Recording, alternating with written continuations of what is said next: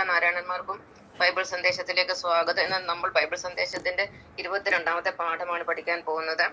ഇന്നത്തെ സന്ദേശം എന്താണെന്ന് നോക്കാം. ഭൂമിയിൽ നിക്ഷേപം കരുതി വയ്ക്കരുത്, തുരുമ്പും കീടങ്ങളും അവ നശിപ്പിക്കും, കള്ളന്മാർ തുരന്ന് മോഷ്ടിക്കും. എന്നാൽ സ്വർഗത്തിൽ നിങ്ങൾക്കായി നിക്ഷേപം കരുതി വയ്ക്കുക, അവിടെ തുരുമ്പും കീടങ്ങളും അവ നശിപ്പിക്കില്ല, കള്ളന്മാർ മോഷ്ടിക്കില്ല. നിങ്ങളുടെ നിക്ഷേപം എവിടെയാണോ അവിടെയായിരിക്കും നിങ്ങളുടെ ഹൃദയം. എത്ര മഹത്തായ ഒരു സന്ദേശമാണിത്. നമ്മളെല്ലാവരും ഇത് മനസ്സിലാക്കണം. അതുപോലെ മനസ്സിലാക്കിയാൽ മാത്രം പോരാ, നമ്മുടെ ജീവിതത്തിൽ അത് പ്രാവർത്തികമാക്കുകയും ചെയ്യണം. കാരണം ഇത് കലിയുഗത്തിന്റെ അവസാനമാണ്. ഇനിയും അധികം നാളൊന്നും നമുക്ക് ജീവിതമില്ല.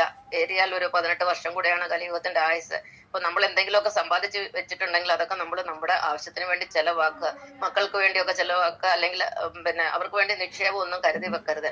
അപ്പൊ ഈ നിക്ഷേപം കരുതി വെക്കരുത് എന്ന് പറഞ്ഞാൽ അതിന്റെ അർത്ഥം നമ്മൾ ഒന്നും സമ്പാദിക്കരുതെന്നല്ല. നമുക്ക് ആവശ്യമുള്ളതെല്ലാം നമ്മൾ സമ്പാദിക്കാം. നമുക്ക് എത്ര ഭക്ഷണം വേണം, എത്ര വസ്ത്രം വേണം, എത്ര ആഭരണം വേണം, എങ്ങനെയൊക്കെ വീട് വേണം, കാറ് വേണം, അതിനൊക്കെ നമുക്ക് ആവശ്യമുള്ളതൊക്കെ നമ്മൾ സമ്പാദിച്ചെടുക്കുക. ബാങ്കിലൊക്കെ കൊണ്ട് കൂട്ടി വെച്ചിരുന്നാൽ ചിലപ്പം അത് കുറെ കഴിയുമ്പോൾ ബാങ്കൊക്കെ പൂട്ടി പോകാൻ സാധ്യതയുണ്ട്. ചിലപ്പോൾ അവിടുന്ന് അത് നഷ്ടപ്പെട്ടു പോകും.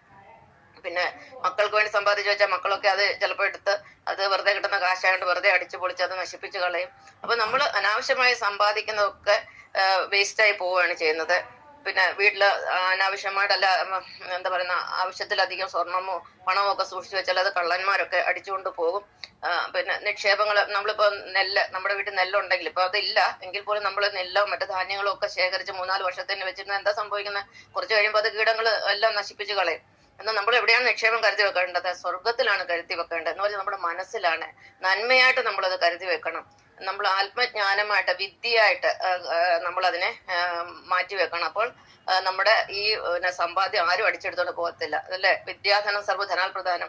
ആർക്കും മോഷ്ടിക്കാൻ സാധ്യമല്ല. ഒരു കള്ളനും അത് എടുത്തുകൊണ്ട് പോകാൻ പറ്റുകയില്ല. ഇപ്പൊ എനിക്കുള്ളത്, എന്റെ സമ്പാദ്യം മുഴുവനും ആത്മജ്ഞാനമാണ്.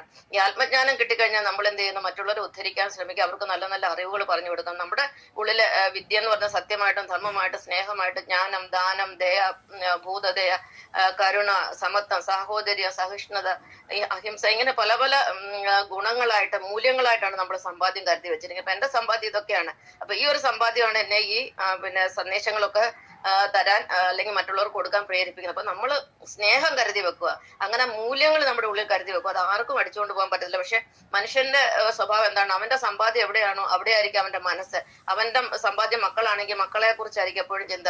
ഇനി അവന്റെ സമ്പാദ്യം സ്വർണ്ണമാണെങ്കിൽ എപ്പോഴും സ്വർണ്ണത്തെ കുറിച്ച് ചിന്തിക്കും. ഇനി അവന്റെ സമ്പാദ്യം പണമാണെങ്കിൽ ബാങ്കിൽ കിടക്കുന്ന പൈസയെ കുറിച്ച് എപ്പോഴും കണക്കൂട്ടിക്കൊണ്ടിരിക്കും. എനിക്ക് മാസം എത്ര പലിശ വരിക, ഞാൻ പൈസ എങ്ങനെ ചെലവാക്കണം, എനിക്ക് കുറച്ചും കൂടെ ഉണ്ടാക്കാൻ എന്ത് ചെയ്യണം. അങ്ങനെ എവിടെയാണ് ഒരാളുടെ സമ്പാദ്യം ഇരിക്കുന്നത് അവിടെ ആയിരിക്കും അവന്റെ മനസ്സിരിക്കുന്നത്. അപ്പൊ നമ്മൾ ആവശ്യത്തിന് സമ്പാദിക്കുക. നമുക്ക് വേണ്ടുന്ന എല്ലാം ഈ ഭൂമിയിൽ ഭഗവാൻ കരുതിയിട്ടുണ്ട്. നമുക്ക് ആവശ്യത്തിനുള്ള എടുക്കുക, ബാക്കിയുള്ള മറ്റുള്ളവർക്ക് വിട്ടുകൊടുക്കുക. നന്ദി, നമസ്കാരം.